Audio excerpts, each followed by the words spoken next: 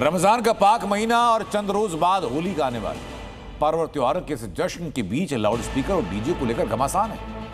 रमजान के महीने में मस्जिदों से लाउड स्पीकर की आवाज को लेकर सख्ती की जा रही है, तो मियां भाई होली पर बजने वाले डीजे को कटघरे में खड़ा कर रहे हैं। कह रहे कानून सबके लिए एक जैसा होना चाहिए। हालांकि सीएम योगी का साफ कहना है कि लाउड स्पीकर बजेगा तो गाइडलाइंस के मुताबिक, वरना उतार दिया जाएगा।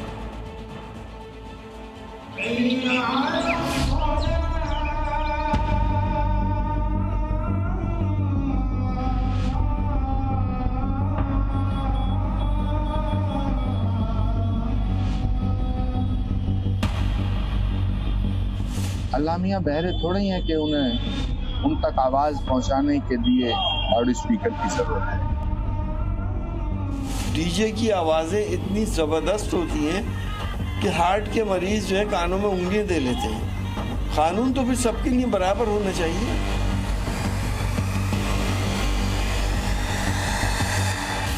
यूपी में धर्मस्थलों पर लाउड स्पीकर को लेकर सीएम योगी का फंडा बिल्कुल क्लियर है।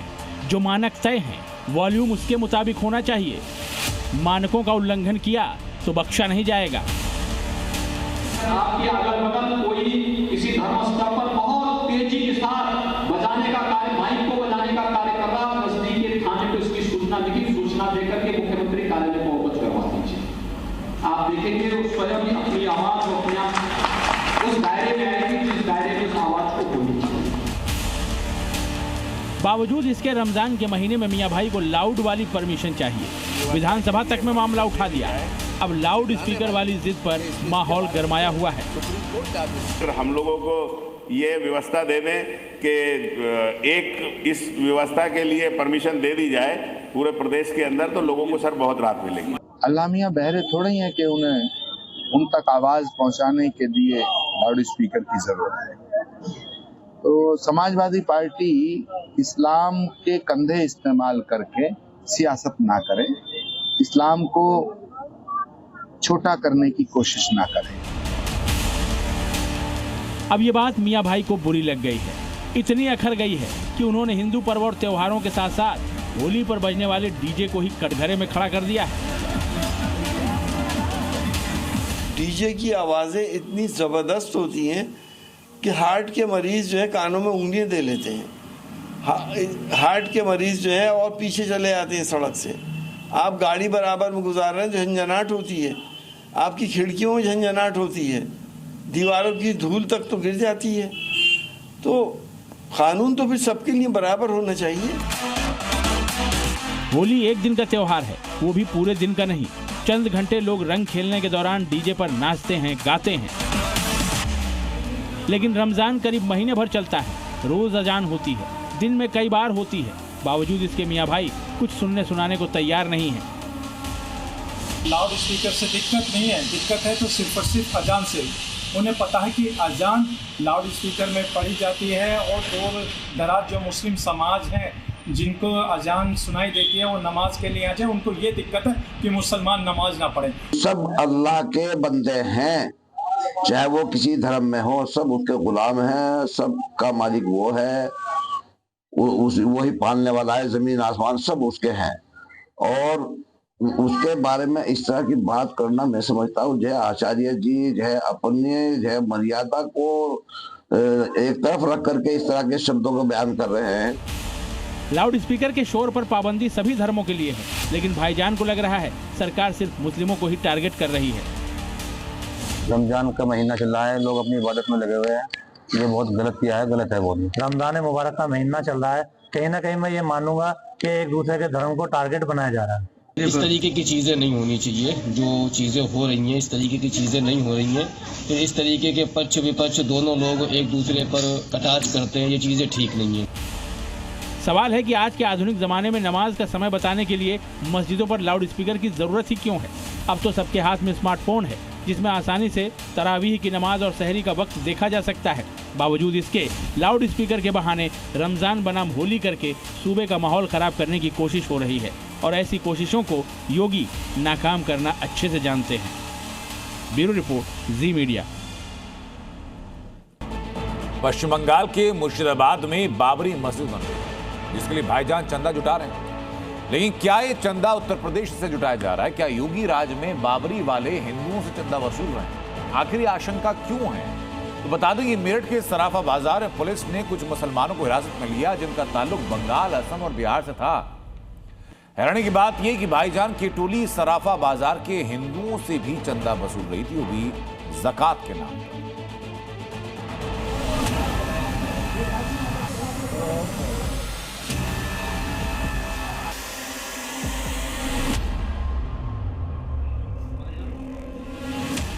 मेरठ के सदर बाजार थाने में दाढ़ी टोपी वालों की इस भीड़ को देखिए।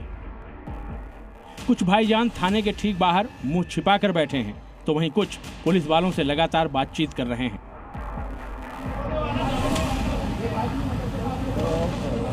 मामले क्या करना पड़ेगा ना है कि मेरठ के सदर बाजार थाने में जितने भी मियां भाई नजर आ रहे हैं, इनमें से किसी एक का भी ताल्लुक मेरठ या उसके आसपास के इलाकों से नहीं है। कोई बंगाल का रहने वाला है तो कोई असम या फिर बिहार का। ऐसे में सवाल खड़ा होता है कि अचानक ही बंगाल, असम, बिहार के मुसलमान मेरठ क्यों पहुंच गए? आखिर क्यों भाईजान की टोली को पुलिस ने थाने में बिठाया हुआ है? सराफा बाजार में उस वक्त हड़कंप मच गया जब कुछ मुस्लिम समुदाय से जुड़े लोग सराफा बाजार में चंदा मांगने के बहाने पहुंच गए। आधार कार्ड जो थे इन लोगों के, कुछ लोगों के पश्चिम बंगाल के थे, कुछ लोगों के बिहार के आधार कार्ड। दरअसल बंगाल, असम और बिहार के भाईजान मेरठ के सर्राफा बाजार में चंदा मांग रहे थे। हैरानी की बात यह है कि चंदा सर्राफा बाजार के मुसलमानों से नहीं बल्कि हिंदू दुकानदारों और वहां मौजूद हिंदुओं के घरों से मांगा जा रहा था। बस इसी बात को लेकर स्थानीय लोगों और चंदा मांगने वाले भाईजान के बीच बहस हो गई और मामला थाने की चौखट तक जा पहुंचा।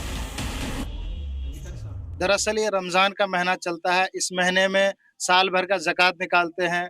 इस महीने में जो हर मदरसे वाले, मस्जिद वाले अपने अपने हिसाब से चंदा मांगने के लिए आते हैं। गरीब यतीम जो मासूम बच्चे पढ़ते हैं, एक संगठन होता है, मदरसा जो होता है उसमें बच्चे पढ़ते हैं, उनके लिए चंदा इकट्ठा किया जाता है। इसलिए रमजान के महीने में आते हैं सुफरा हजरात, वो भी अलग अलग जिला के आते हैं। सुना आपने, चंदा मांगने वाले इन भाईजान का दावा है कि इनके जैसे दर्जनों मुसलमान देश के अलग अलग मदरसों से मेरठ पहुंचे हैं। मकसद है रमजान के महीने में ज़कात यानी गरीब मुसलमानों और मदरसों के लिए पैसा जुटाना, वो भी ऊंचे तबके वाले मुसलमानों से। आखिर क्यों, ये भी जान लीजिए। दरअसल इस्लाम में ज़कात को लेकर मान्यता है कि ज़कात इस्लामी इबादत है जो सिर्फ मुसलमानों से ली जाती है। ज़कात का हकदार भी सिर्फ और सिर्फ मुसलमान हो सकता है। किसी गैर मुस्लिम से ज़कात लेना और देना दोनों नाजायज़ है। अगर गैर मुस्लिमों से ज़कात लेने में पाबंदी है तो फिर मेरठ के सर्राफा बाजार में भाईजान की टोली एकजुट होकर हिंदुओं से ज़कात क्यों इकट्ठा कर रही थी? आखिर क्यों ज़कात के नाम पर सनातनियों से वसूली की जा रही थी? क्या इसके पीछे का मकसद कुछ और था? यहाँ पर 70-80 लोग घूम रहे हैं, वो छोटे पजामे वाले और जालीदार टोपी और हाथ में बैग है उनके, और वो किसी भी घर में घुस जा रहे हैं, किसी भी जीने में चढ़ जा रहे हैं, किसी की भी दुकान में घुस जा रहे हैं, किसी की भी गैलरी में घुस जा रहे हैं और चंदा मांग रहे हैं। वो चंदा काहे का मांग रहे थे भाई? हमें तो आशंका ये है कि वहाँ बाबरी मस्जिद बन रही है बंगाल में, उसी का चंदा मांगने आए वो यहाँ पर, और यहाँ जब बाजार में चंदा इकट्ठा कर रहे हैं।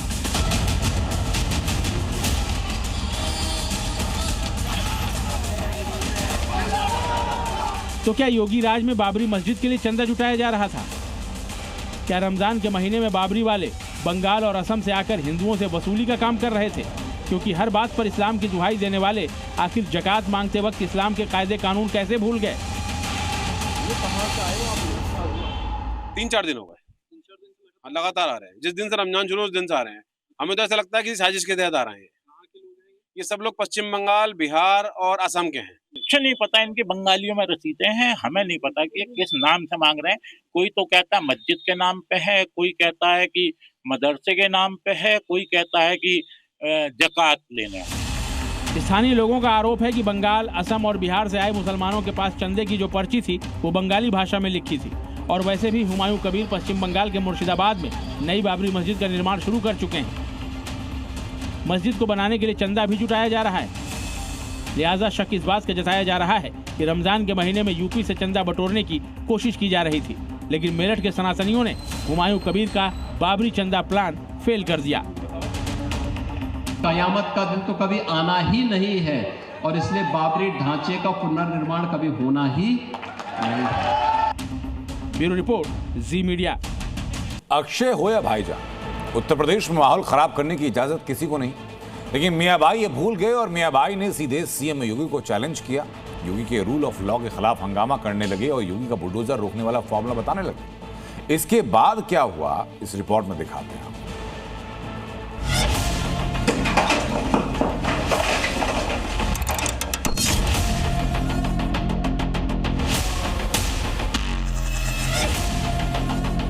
मेरे पास एक ऐसा फार्मूला है जो सांप भी मर जाएगा, लाठी भी नहीं टूटेगी, एक वायलेंस नहीं होगा, एक शोर नहीं होगा। मियां भाई फॉर्मूला लेकर दाल मंडी जाना चाहते, दाल मंडी में योगी का बुलडोजर रोकना चाहते, दाल मंडी में मुसलमानों से बातचीत करना चाहते, लेकिन फॉर्मूला क्या है ये किसी को बताना नहीं चाहते। दाल मंडी में विकास का बुलडोजर दौड़ रहा, योगी का बुलडोजर बिना किसी शोर शराबे के चल रहा है, लगातार चल रहा है।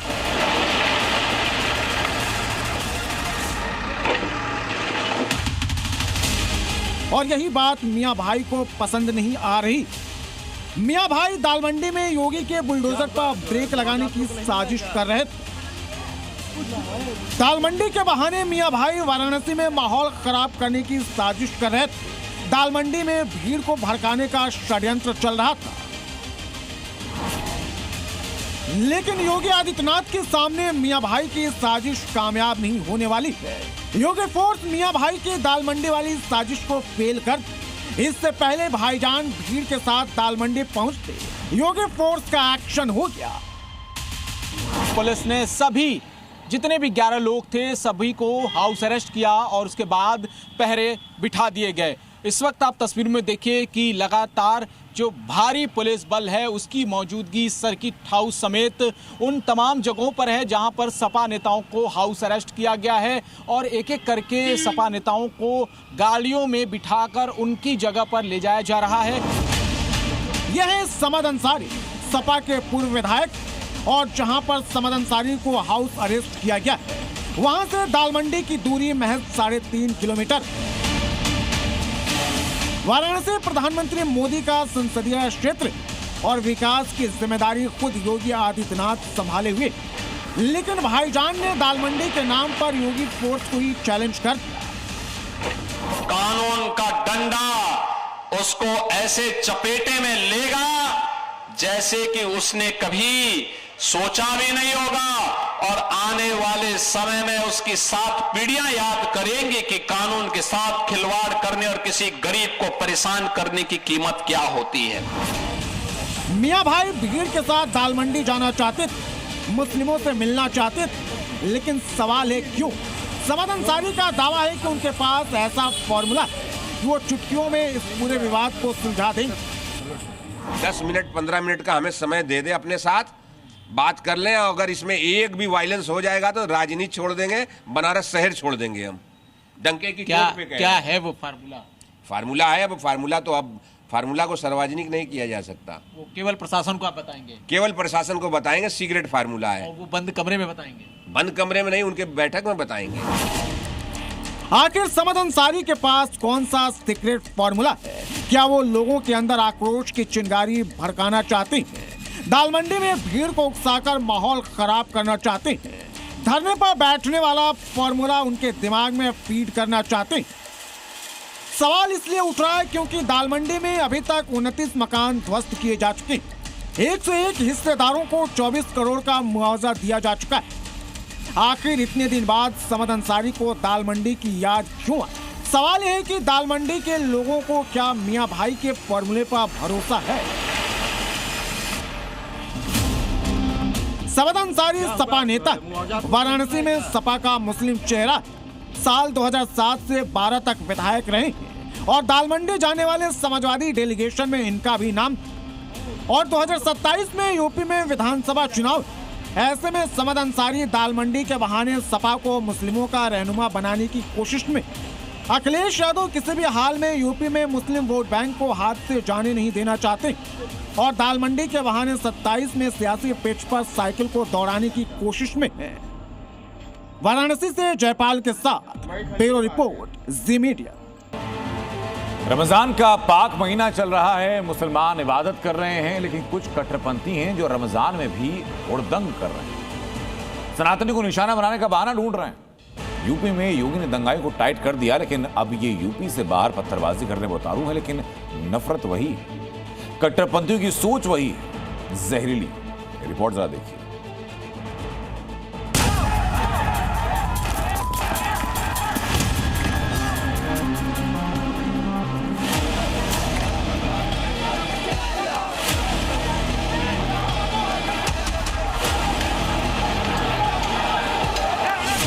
रमजान के दिन जैसे जैसे बीत रहे हैं, कट्टरपंथियों के इरादे, कट्टरपंथियों की सोच, कट्टरपंथियों का असल मकसद सब एक एक कर एक्सपोज होता जा रहा है।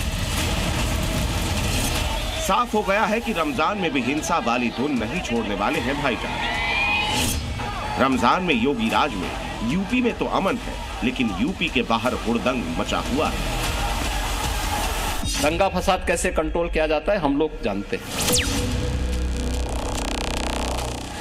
मध्य प्रदेश का जबलपुर, कर्नाटक का बागलकोट, तेलंगाना का हैदराबाद और अब बांसवाड़ा इस बात की गवाही दे रहा है कि कैसे रमजान के हर एक दिन का कट्टरपंथियों ने टारगेट तैयार कर लिया है। रमजान में अभी 3 दिन ही बीते हैं और सनातनियों को निशाना बनाने के लिए मियां भाई ने तीनों दिन पत्थरों का इस्तेमाल किया। तोड़फोड़ मचाते भाईजान, हंगामा काटते कट्टरपंथी, पत्थर फेंकते मियां भाई। यह तस्वीरें अब इनकी पहचान बन गई, क्योंकि कट्टरपंथी गैंग न हिंदुओं के त्योहार पर हंगामा काटने से बाज आ रहा है और न ही रमजान के पाक महीने में शांत बैठ रहा है। मियां भाई ने देश भर में हिंदू मुस्लिम की चिंगारी सुलगाने की कसम खा ली है। पुलिस के साथ धक्का मुक्की, हाथापाई, ये मियां भाई की असलियत है। ये तस्वीरें तेलंगाना के बांसवाड़ा की, जहां मियां भाई के कानों में जैसे ही शिव भजन की आवाज गई, भाईजान ने कट्टरपंथियों की जमात को इकट्ठा कर लिया और इलाके का माहौल बिगाड़ कर रखा। बताया जा रहा है कि भाईजान एक शॉपिंग मॉल में गए थे, वहां इन्हें शिव के भजन सुनाई पड़े। इसके बाद वो यहां मौजूद एक हिंदू लड़की से भिड़ गए और इसी के बाद तनाव बढ़ता चला गया। लेकिन सवाल उठता है कि इस्लाम में कहां लिखा है कि रमजान में हिंदू भजन नहीं बजा सकते। रात के अंधेरे में देखिए, अगर कुछ दिख रहा है तो वो है सड़क पर भीड़, गोल टोपियां ही टोपियां। कट्टरपंथियों का जहां मन कर रहा है वहां पत्थर फेंकते चले जा रहे हैं। दुकानों पर, घरों में पत्थर बरसा रहे हैं। इनके हाथों में पत्थर साफ दिखाई दे रहे हैं और पत्थरबाजी कर ये कैसे भाग रहे हैं, ये तस्वीरें उसकी गवाही दे रही है। इन पर कट्टरपंथी सोच इस कदर हावी है कि पत्थरबाज गाड़ियों की छतों पर चढ़ गए। पुलिस हालात को काबू करने के लिए उतरी तो ये कट्टरपंथी खाकी वर्दी वालों से ही भिड़ गए। जो हाथ में आए मियां भाई फेंकने लगे। देखिए कैसे मियां भाई ने प्लास्टिक की बास्केट उठाकर फेंकी। पुलिस इन्हें समझा रही है, हालात को सामान्य करने में जुटी है, लेकिन मियां भाई हैं कि अल्लाह अकबर के नारे लगा रहे हैं।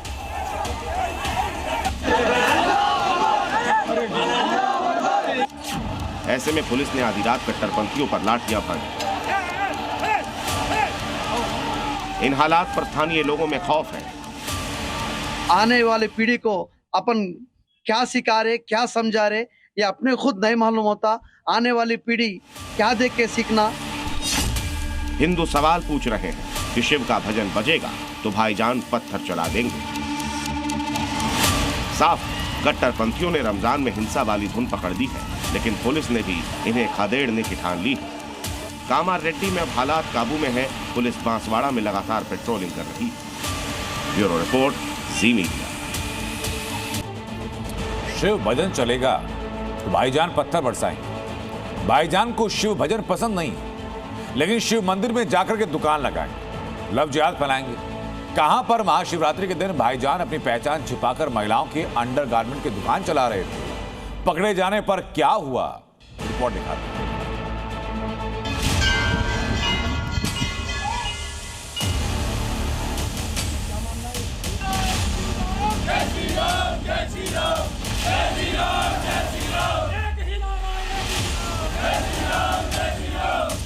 अरमान अमन बनकर पहुंचा शिव मंदिर। पहचान बदलकर मियां जी ने खोल दी मंदिर में दुकान। और ये सब कुछ भगवान भोले के सबसे बड़े त्योहार महाशिवरात्रि के दिन। महाशिवरात्रि के मौके पर हिंदुओं की आस्था से खिलवाड़ के बाद अलीगढ़ में घमासान शुरू हो गया।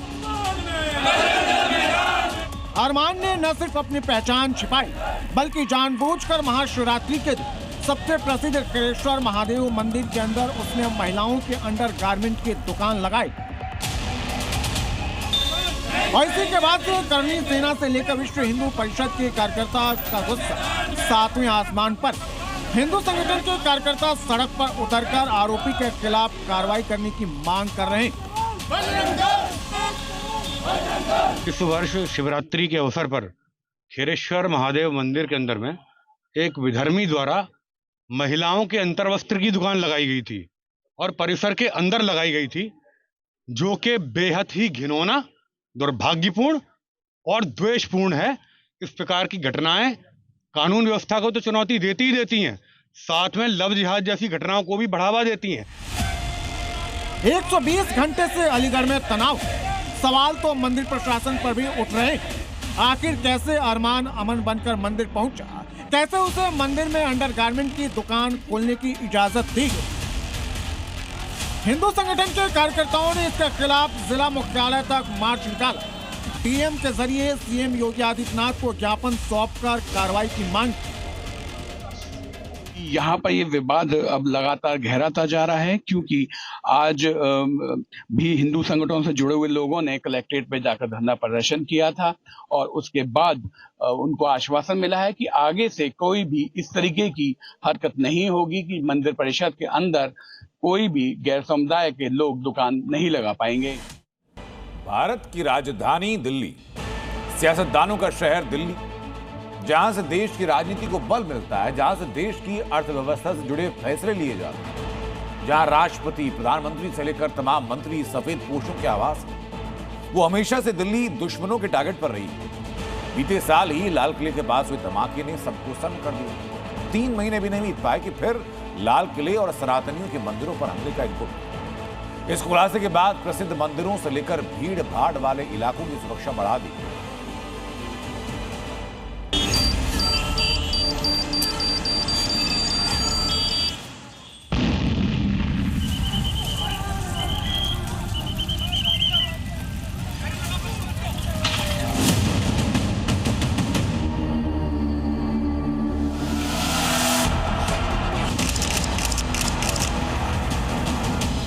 दिल्ली के गौरीशंकर मंदिर के पास जबरदस्त बैरिकेडिंग क्यों? किसी अनजान व्यक्ति से बात ना करें। मंदिर की छत पर सुरक्षा बल के जवानों की तैनाती क्यों? किसी भी व्यक्ति अनजान द्वारा दी गई कोई चीज ना खाए। दिल्ली के प्रसिद्ध गौरी मंदिर के आसपास भारी पुलिस बल क्यों? पूरी यहाँ फोर्स आपको दिखाई देगी क्योंकि हाई अलर्ट है। ये वो सवाल हैं जो इन तस्वीरों के सामने आने के बाद पूछे जाने लाजमी है। मंदिर के अंदर जाने के लिए चेकिंग हो रही है, बाहर सुरक्षा बल के जवान पहरा दे रहे हैं। लगातार जो बैग्स लेके अंदर जा रहे हैं वो चेक हो रहे हैं। ये गौरी शंकर मंदिर की तस्वीरें हम आपको दिखा रहे हैं। अमूमन मंदिर के आसपास इतनी सुरक्षा, इस तरह से मंदिर में प्रवेश नहीं होता है। इसलिए हर कोई जानना चाहता है कि सुरक्षा के इतने कड़े इंतजामों के पीछे वजह क्या है। इन सभी सवालों का जवाब है खुफिया इनपुट की ये कॉपी, जो जी न्यूज की टीम के हाथ लगी है। खुलासा हुआ है कि आतंकी संगठन लश्कर-ए-तैयबा भारत में बड़ी आतंकी वारदात की फिराक में है। खुफिया इनपुट के मुताबिक हाफिज सईद लाल किले के आसपास धमाके की साजिश रच रहा है। आतंकियों के निशाने पर चांदनी चौक का गौरी शंकर मंदिर भी है। देश के बड़ी बड़ी जगहों को निशाना बनाने के लिए लश्कर की आईईडी हमले की योजना है। जी न्यूज के पास खुफिया एजेंसियों के द्वारा जारी किया गया अलर्ट की वो कॉपी है जिसमें साफ तौर पर लिखा हुआ है कि लश्कर-ए-तैयबा राजधानी दिल्ली समेत देश के बड़े शहरों में आईडी के जरिए ब्लास्ट करने के फिराक में, जिसमें से चांदनी चौक एरिया का मंदिर भी शामिल है। इस इनपुट के बाद से जांच एजेंसी से लेकर दिल्ली पुलिस अलर्ट हो गई है। यही वजह है कि लाल किले के साथ साथ उससे करीब 200 मीटर की दूरी पर मौजूद गौरी शंकर मंदिर की सुरक्षा भी बढ़ा दी गई है। दो मंदिर हैं, गौरी शंकर मंदिर और लाल मंदिर, दोनों के लिए जो है एक अलर्ट जारी किया गया है कि लश्कर के आतंकी वहां हमला कर सकते हैं। तो इसके लिए आप देखें पूरी चाक चौबंद किए हैं पूरे पुलिस ने। सीआरपीएफ के जवान हैं यहाँ पर, टीएसआर के भी जवान आपको दिखाई देंगे। तो इस समय आपको बता दें कि लगातार अनाउंसमेंट्स भी यहाँ चांदनी चौक पे की जा रही है। सबसे ज्यादा भीड़ भाड़ का ये इलाका है। साथ ही देश के बड़े शहरों में भी सुरक्षा बढ़ाई गई है और सभी बॉर्डर्स पर सेना के जवान कड़ी निगरानी कर रहे हैं। यूपी के महाराजगंज में भी भारत नेपाल सीमा पर सुरक्षा को बढ़ाया गया है, क्योंकि यहां भारत 84 किलोमीटर की खुली सीमा नेपाल के साथ साझा करता है। ऐसे में यहां से आतंकियों की घुसपैठ रोकने के लिए सघन तलाशी चल रही है। किसी को भी जांच के बाद ही भारत में प्रवेश दिया जा रहा है। सीसीटीवी से सीमा की निगरानी हो रही है। एसएसबी के जवान लगातार पेट्रोलिंग कर रहे हैं और डॉग स्क्वाड भी सामान की जांच कर रहा है। हमारे पीछे तस्वीरों में देख सकते हैं, दिल्ली में आतंकी हमले के साजिश के इनपुट के बाद से यहाँ पर एसएसबी और पुलिस के जवान पूरी तरह से मुस्तैद हो चुके हैं और नेपाल से हर आने जाने वालों की सघन तलाशी जांच के बाद ही उन्हें भारत में प्रवेश करने दिया जा रहा है। साफ है, सीआरपीएफ से लेकर पैरामिलिट्री फोर्स और पुलिस बल ने मोर्चा संभाल लिया है। हाफिज की गीदड़ भभकी भारतीय जांच एजेंसीज और सुरक्षा बलों के जवानों की मुस्तैदी के आगे चल नहीं पाएगी। एक चीज बड़ी क्लियर है कि ये बहुत भीड़ भाड़ का इलाका है, इसलिए काफी संवेदनशील इलाका है ये। इसलिए बिल्कुल जो भी अगर आपको दिखाई देता है कि किसी तरह कोई अनजान व्यक्ति यहाँ पर आपको लगे, किसी पे शक हो, तो सीधा पुलिस को जानकारी दे, जवानों को जानकारी दे। ये इस समय अलर्ट मोड पे रहने का, बड़ी एहतियात बरतने का और सचेत रहने का वक्त है। वीडियो जर्नलिस्ट रवि के साथ अमित भारद्वाज, जी मीडिया नेटवर्क, दिल्ली, चांदनी चौक। आतंकी हाफिज सईद का लाल किला प्लान एक्सपोज हुआ तो उसकी फंडिंग करने वाले आतंकियों को पालने वाले पाकिस्तान के जनरल आसिम मुनीर का बचना मुश्किल है। पाकिस्तान में मुनीर को जेल जाने से कोई बचा नहीं पाए। क्या है मामला? मुनीर को जेल कौन भेजेगा? इस रिपोर्ट में उत्तर। पाकिस्तान में मुल्ला मुनीर का खेल खत्म होने वाला। इमरान की तरह मुनीर भी अब जेल में सड़ेगा। मुनीर का बचना मुश्किल नहीं, नामुमकिन है। मुनीर को फांसी पर चढ़ाने वाले हैं बलोच। अब आसिम मुनीर को उसकी बुलेट प्रूफ जैकेट भी नहीं बचा पाए। मुल्ला मुनीर को उसकी फौज भी नहीं बचा पाए। शहबाज शरीफ और मरियम भी मुनीर को नहीं बचा पाए। कोर्ट का फैसला आ गया है। अब मुनीर गिरफ्तार भी होगा, जेल भी जाएगा और काल कोठरी में अब उसकी पूरी जिंदगी कटेगी। मुनीर को बलूचिस्तान रिपब्लिक ट्रिब्यूनल ने उम्र कैद की सजा सुनाई है। मुनीर को युद्ध अपराधों का दोषी पाया गया है, यानी बिना किसी उकसावे के दूसरे देश के खिलाफ युद्ध छेड़ना और आम नागरिकों को जान से मारने का दोषी है मुनीर। मुनीर को यह सजा बलूचिस्तान में बेगुनाहों की जान लेने, उन पर गोलियों की बौछार कराने, आम नागरिकों को गायब करने के आरोप में सुनाई गई। मुनीर को यह सजा 10 सदस्यीय ट्रिब्यूनल ने सुनाया। मुनीर के खिलाफ कोर्ट में 20 पन्नों की चार्जशीट पेश की गई। 2 सालों तक इसकी जांच की गई। इसके बाद सबूत और गवाहों के आधार पर ट्रिब्यूनल ने अपना फैसला सुनाया। अब बीएलए के लड़ाके मुनीर को जिंदा या मुर्दा ढूंढ रहे हैं। मुनीर अगर सरेंडर नहीं करता तो फिर बीएलए के लड़ाके उसे जहन्नुम भेजने के लिए फिदायीन हमले भी कर सकते हैं। बलूचिस्तान में बीएलए और मुनीर की फौज के बीच आर पार की जंग छिड़ गई है। मुनीर ने बीएलए के लड़ाकों को पकड़ने के लिए बलूचिस्तान में टैंक उतार दिया। नौजवान, महिलाएं, बच्चे, बुजुर्ग सभी को मुनीर की सेना रातों रात गायब कर रही है। सिर्फ फरवरी में ही मुनीर की सेना ने 250 से ज्यादा बलूचियों की हत्या की है। इसमें महिलाएं, नौजवान, बच्चे और नाबालिग भी शामिल हैं। बलूचिस्तान के गली चौराहे से पाकिस्तान का झंडा उतारा जा रहा है। बलूचिस्तान में पाकिस्तान का झंडा लहराने का मतलब है मौत की सजा। उधर बलूच लिबरेशन आर्मी ने मुनीर के 7 जवानों को बंधक बना रखा है। 7 दिन का अल्टीमेटम 22 फरवरी को खत्म हो जाएगा, लेकिन एक बार फिर मुनीर ने अपनी ही फौज को पहचानने से इनकार कर दिया है। बीएलए वालों से बातचीत करने से मना कर दिया है।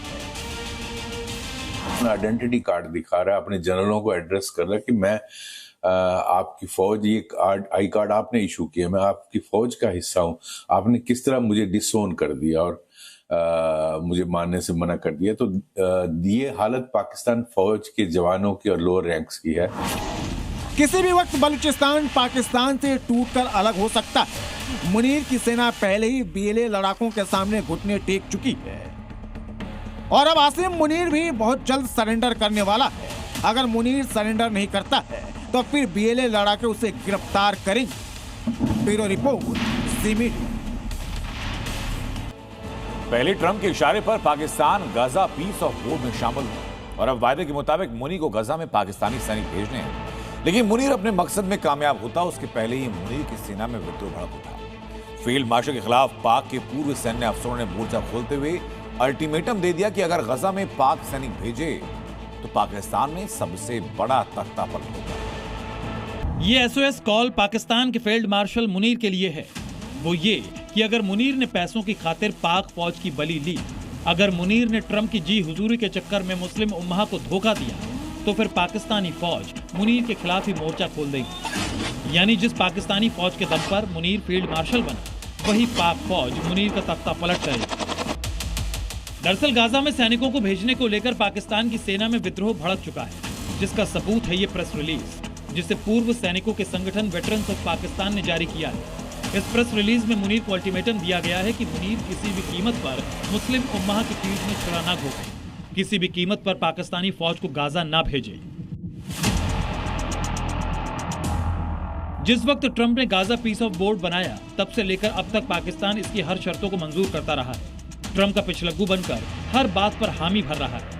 बस यही बात पाकिस्तानी आवाम और पाकिस्तानी फौज को नश्तर की तरह चुभ रही है। बेशक भाईजान, दिए तो सबके बुझेंगे, लेकिन सबसे पहले मुनीर का, क्योंकि मुनीर अब पाकिस्तानी फौज और आवाम की आंखों की किरकिरी बन चुका है। ऐसे में मुमकिन है कि आज नहीं तो कल मुनीर का दी एंड तय है।